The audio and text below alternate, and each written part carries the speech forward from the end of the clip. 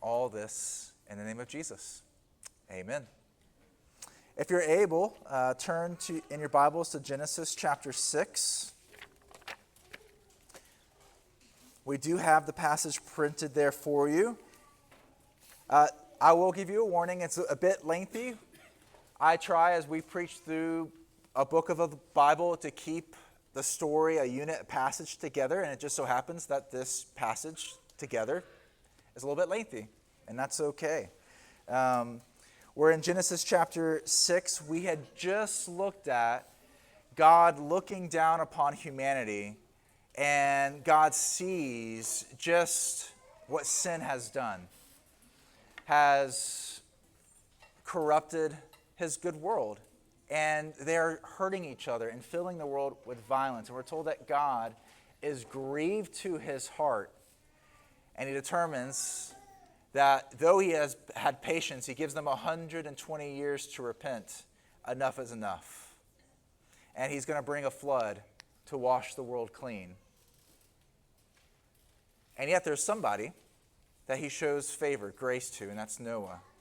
And it's through Noah that he's going to keep humanity, the seed of humanity, safe to be replanted in God's renewed world.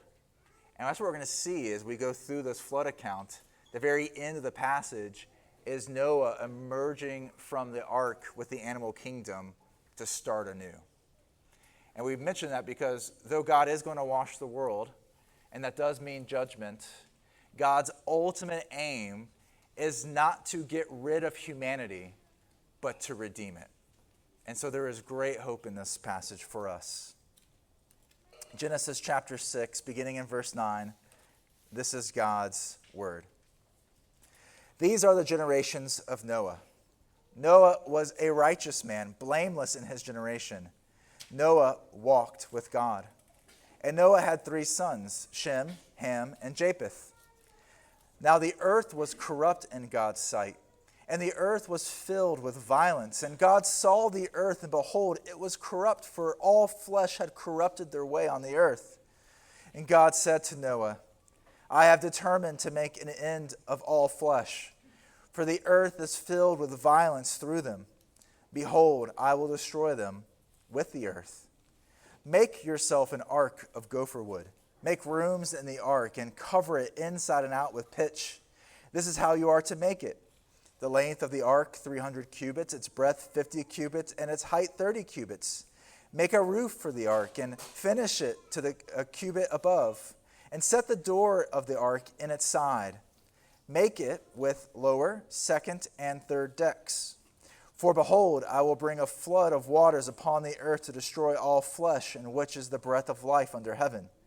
Everything that is on the earth shall die.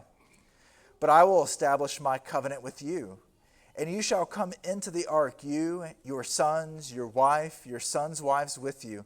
And of every living thing of all flesh you shall bring 2 of every sort into the ark to keep them alive with you. They shall be male and female, of the birds according to their kinds, and of the animals according to their kinds, of every creeping thing of the ground according to its kind. 2 of every sort shall come into you to keep them alive. Also take with you every sort of food that is eaten, and store it up. I shall serve as food for you and for them. It shall serve as food for you and for them. Noah did this. He did all that God commanded him.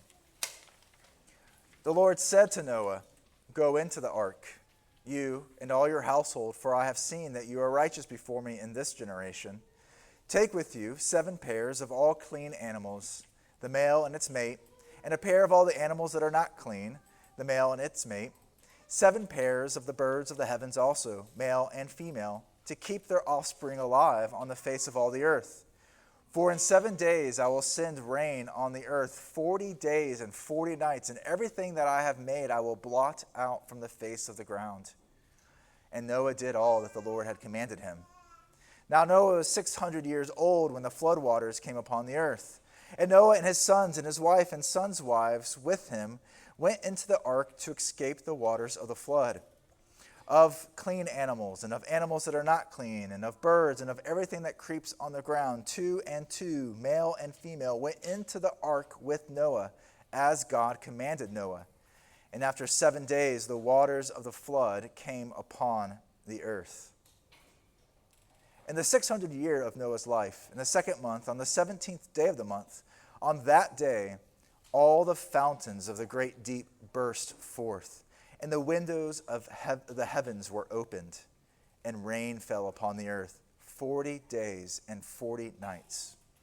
On the very same day, Noah and his sons, Shem and Ham and Japheth, and Noah's wife and the 3 wives of his sons with them entered the ark. They and every beast according to its kind, and all the livestock according to their kinds, and every creeping thing that creeps on the earth according to its kind, and every bird according to its kind, every winged creature. They went into the ark with Noah, 2 and 2 of all flesh, in which there is the breath of life.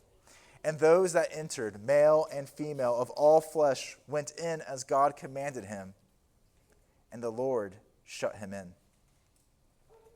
The flood continued 40 days on the earth. The waters increased and bore up the ark, and it rose high above the earth. The waters prevailed and increased greatly on the earth, and the ark floated on the face of the waters.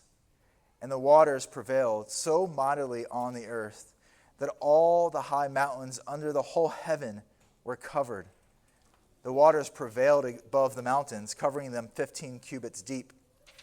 And all flesh died that moved on the earth, birds, livestock, beasts, all swarming creatures that swarm on the earth, and all mankind, everything on the dry land, in whose nostrils was the breath of life, died. He blotted out every living thing that was on the face of the ground, man and animals and creeping things and birds of the heavens. They were blotted out from the earth. Only Noah was left, and those who were with him in the ark. And the waters prevailed on the earth 150 days. But God remembered Noah, and all the beasts and all the livestock that were with him in the ark. And God made a wind blow over the earth, and the waters subsided. The fountains of the deep and the windows of heavens were closed. For the rain from the heavens were restrained, and the waters receded from the earth continually. At the end of 150 days, the waters had abated. In the 7th month, on the 17th day of the month, the ark came to rest on the mountain of Ararat. And the waters continued to abate until the 10th month. In the 10th month, on the 1st day of the month, the top of the mountains were seen. At the end of 40 days, Noah opened the window of the ark that he had made and sent forth a raven. It went to and fro until the waters were dried up from the earth. Then he sent forth a dove from him, to see if the waters have subsided from the face of the ground. But the dove found no place to set her foot, and she returned to him, to the ark, for the waters were still on the face of the whole earth. So he put out his hand and took her, and brought her into the ark with him. He waited another 7 days, and again he sent forth the dove out of the ark. And the dove came to him in the evening, and behold, in her mouth was a freshly plucked olive leaf. So Noah knew that the waters have subsided from the earth. Then he waited another 7 days and sent forth the dove, and she did not return to him any more. In the 601st year, in the 1st month, the 1st day of the month, the waters were dried from off the earth. And Noah removed the covering of the ark and looked, and behold, the face of the ground was dry. In the 7th month, on the 27th day of the month, the earth had dried out. Then God said to Noah, "Go out from the ark, you and your wife, and your sons wives with you. Bring out with you every living thing that is with you of all flesh, birds and animals, and every creeping thing that creeps on the earth, that they may swarm on the earth and be fruitful and multiply on the earth." So Noah went out, and his sons and his wife and his sons' wives with him, every beast, every creeping thing, and every bird, everything that moves on the earth went out by families from the ark. Let's pray.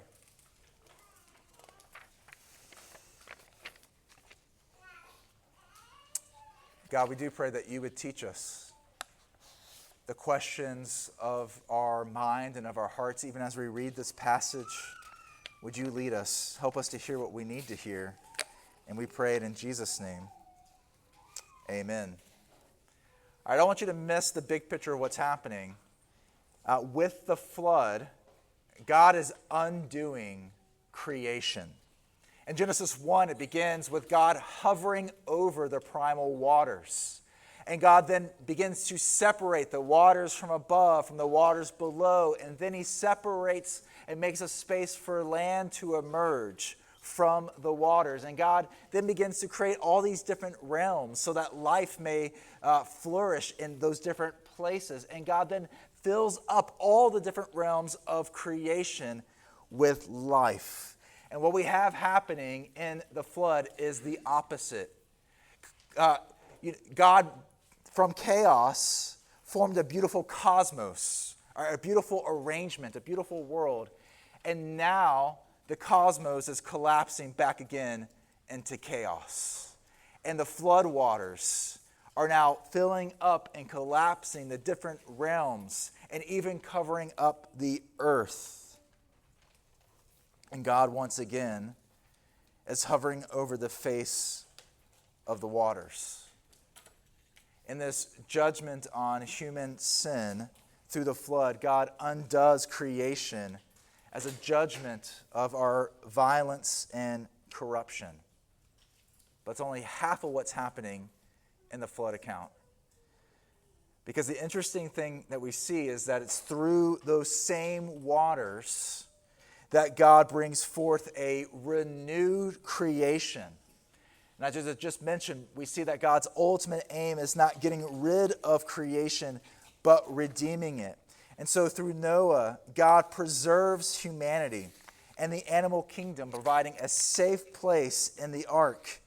And once God washes the earth of its blood, they go forth for a new beginning.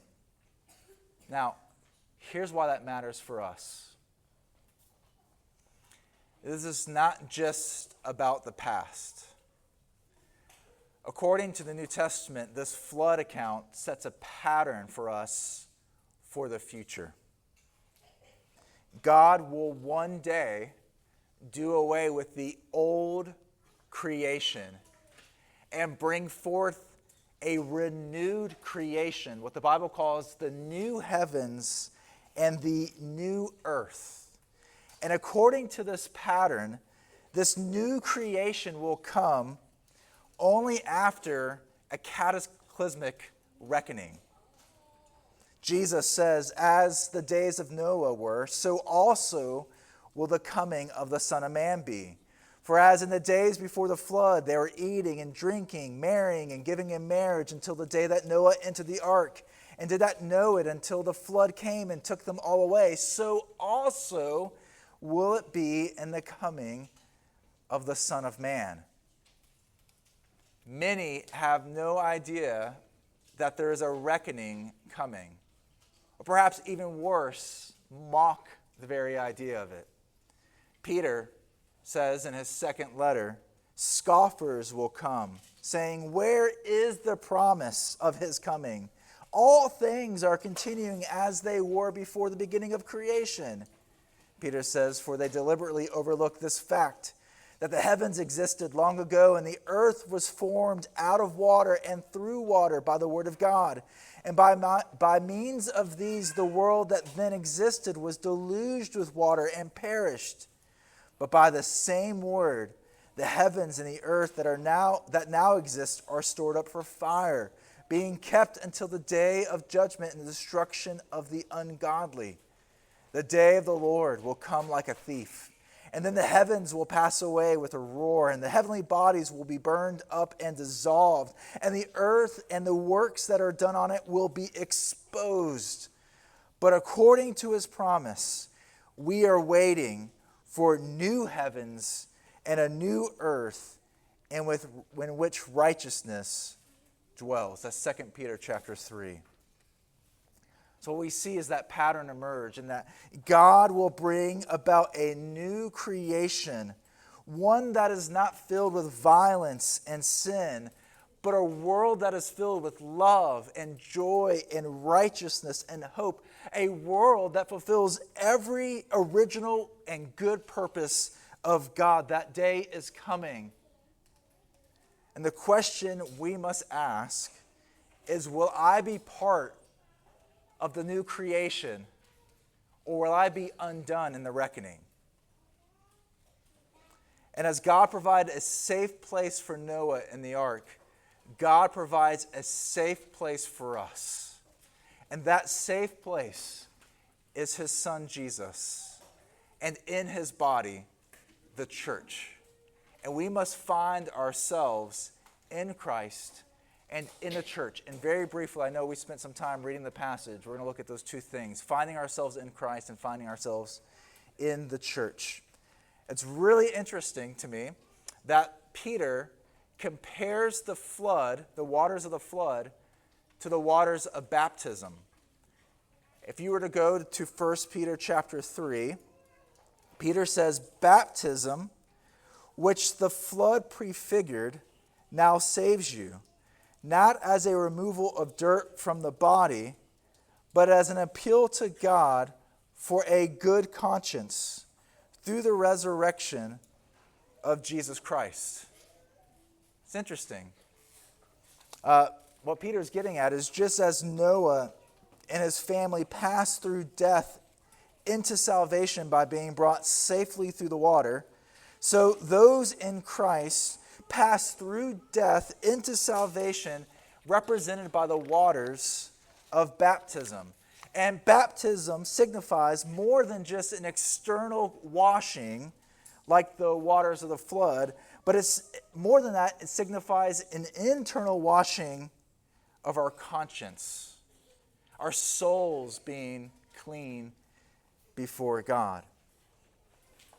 And that is possible because of what Jesus does. Jesus takes our place, and he's actually swept away by God's judgment, so that we will not be swept away in the judgment. Jesus receives our reckoning for our sin, for our misdeeds, our trespasses. And Jesus is undone on the cross for us. And he turns that very place of judgment then into salvation for us, for all those who come to Jesus and trust in him. And what Peter says is, think about it. Think about what baptism represents. That whereas the waters of the flood brought death and destruction, now because of what Jesus has done for us, the waters of baptism signify new life, protection from judgment, and safe passage home. Consider your baptism. You probably, if you're like me, spend a lot of your mental energy condemning yourself. And Peter would say, consider your baptism. There is now no condemnation for those in Christ Jesus. The waters of baptism, as we consider baptism, that Jesus took on the reckoning, the judgment for us, and has made an end of it. That there is now no condemnation for those in Christ Jesus. And when we accuse ourselves or others accuse us, we can appeal to what Jesus has done for a clean conscience. We are to consider our baptism. Maybe you need to consider that this morning. There's now no condemnation for those in Christ Jesus. Perhaps you're here and you tend to think that you need to fend for yourself in life. Life is hard, and it's up to you to protect yourself. And Peter would say, look at the waters of baptism. God has provided you protection, the best protection, in the Lord Jesus Christ. You are not on your own. You may be here this morning and you feel like you are drowning, that life is trying to take you out. Peter would say, listen to the waters of baptism. If you are trusting Jesus, as hard as life may be, it may feel like hell. You will not be drowned, but you will be brought safely through, because we can see what Jesus was brought safely through death and resurrection, and he promises to raise all those who trust in him. And now all things work together for our good. You may be here this morning and you feel like it is just pointless, that you just want to give up on life. And we would say, listen to the waters of baptism. A new creation is coming. Sin, my sin, your sin, other people's sin, my own cruelty and ugliness and nastiness, yours, others, will one day be permanently put to an end. A new creation is coming. Amen. If you haven't been baptized, it's a great conversation to have. What does it mean? And how does it point us to Jesus and trusting in him? Kids, if you've not been baptized this morning, talk to your parents. What does that look like? And why do we do it? And what would it mean? Baptism is God's sign given to his people that they may find themselves in Christ. The second thing I want to briefly consider is that we must also find ourselves in the church. So when we receive baptism, we are not only baptized into Christ, but we are baptized into his body. That's 1 Corinthians chapter 12. Lots of images for the church in the Bible. The church is Christ's body. It's his people. It's his household. It's his temple. It's his bride. Another image that developed very early on was that the church is a ship, like Noah's Ark. I was visiting a friend a few weeks ago, and we were walking around this really beautiful building. He said, hey, look up. I said, okay, I'm looking up. He's like, you see the rafters? What does that remind you of? And not wanting to say something dumb, I was just like, I don't know. He's like, it looks like a ship, doesn't it? I'm like, yeah, it does look like a ship. He said, that's actually intentional. A lot of old church buildings, if you were to look up, it looks like the hull of a ship. And that's because from very early on, the church conceived of itself as a ship. Now, whether or not that's reflected in our architecture, I don't think really matters that much. But the point is, the church has conceived of itself as a ship. And that makes sense because the church is God's chosen vessel to land those who are redeemed by Jesus on the shores of the new creation. And that might make you feel all kinds of different ways. You're in good company here, depending on what you're thinking and feeling. I know there's lots of reallys. There's a book for doubters written by Frederick Buechner. It's called Whistling in the Dark, a Doubter's Dictionary. And he comments on the church being like Noah's Ark. He says, at its best, there is, if never clear sailing, shelter from the blast, a sense of somehow heading in the right direction in spite of everything, a ship to keep afloat, and like a beacon in the dark, the hope of finding safe harbor at last. And you probably sense Buechner's ambivalence about the church, right? At its best, which means there's a lot of at its worst as well. It's never clear sailing. Life in the church can be rocky. Someone said, like Noah's Ark, the church can stink. Imagine being together on that ship for that long with that many animals. It would be stinky. Someone said, life in the church can stink, but if you jump off of it, you drown.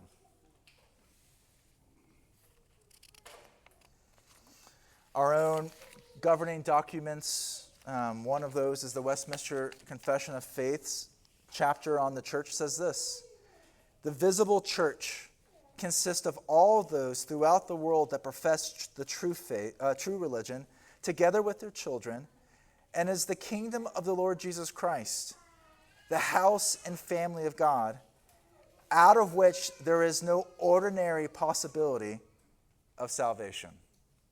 And I know some of you say that's way too strong.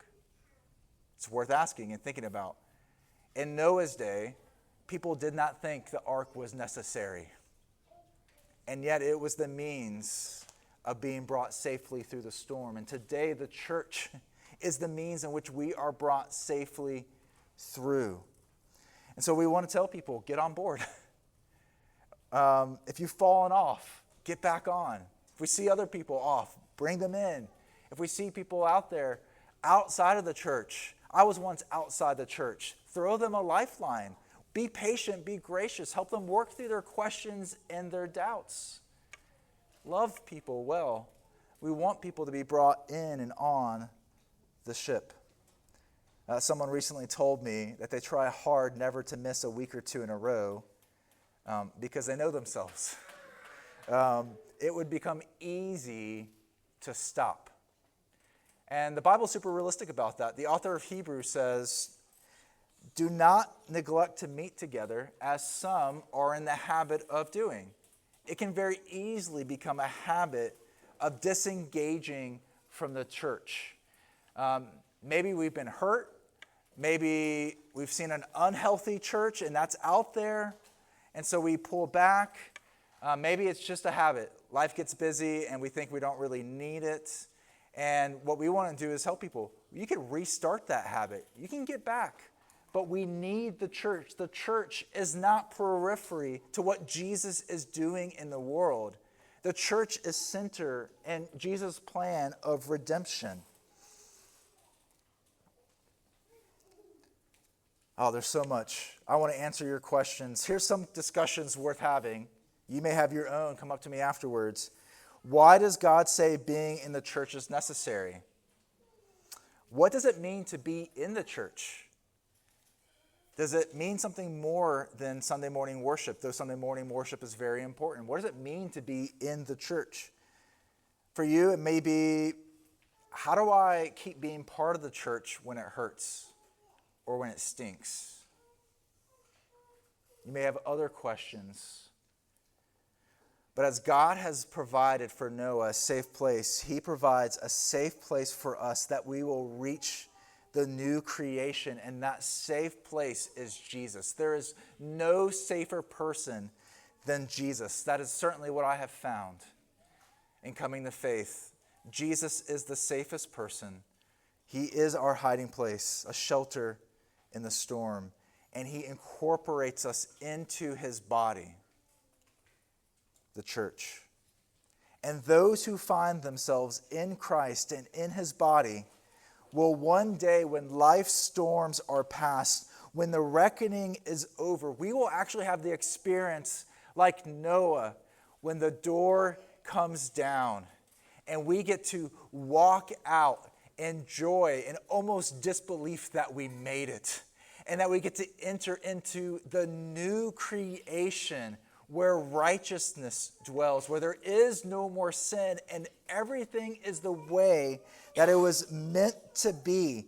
And on that day, all God's children will rejoice that our Father did it, that our Father brought us through, the Father who loved us, the Savior who died for us, the Spirit who seals us, has brought us safely through.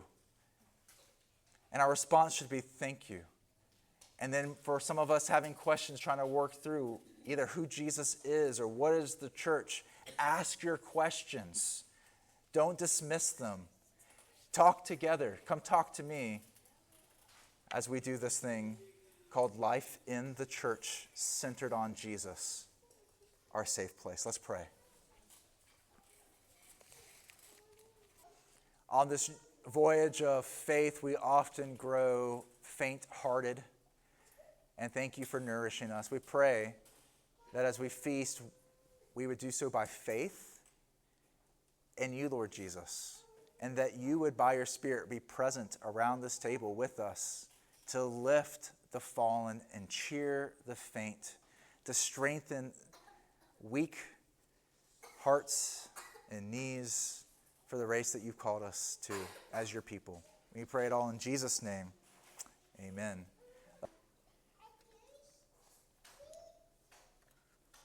That which truly washes away our sin and purifies our conscience before God. Take and drink.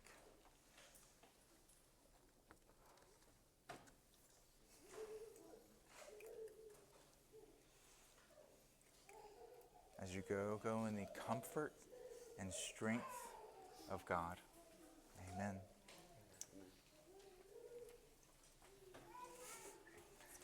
Thank you for trying.